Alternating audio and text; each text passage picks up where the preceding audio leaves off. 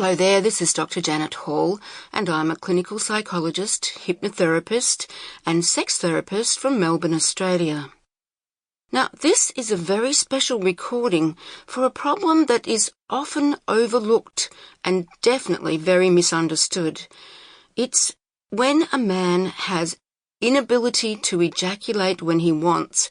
For some men, it's a delayed ejaculation. For others, it's a total inability to ejaculate with a partner in her vagina. Most of these men are able to ejaculate when they masturbate. So isn't that interesting?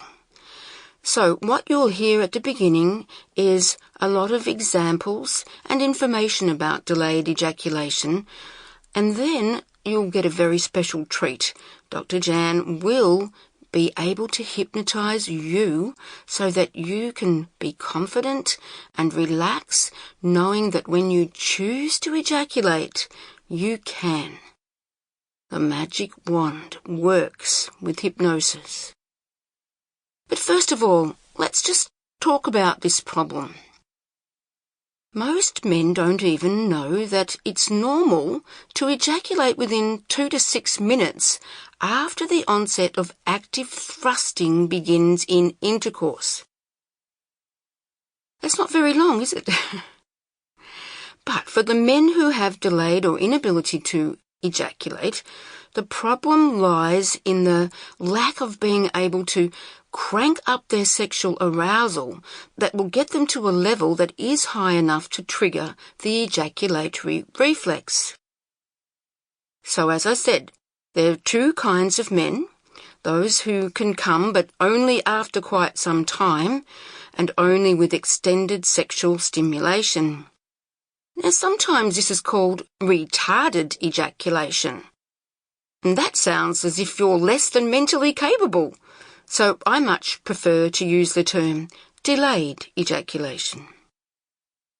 And I have worked with some men who are just not able to ejaculate despite intense sexual activity. Why? Well, it could be because of a physical or a psychological cause. And as a psychologist, I deal mostly with the psychological.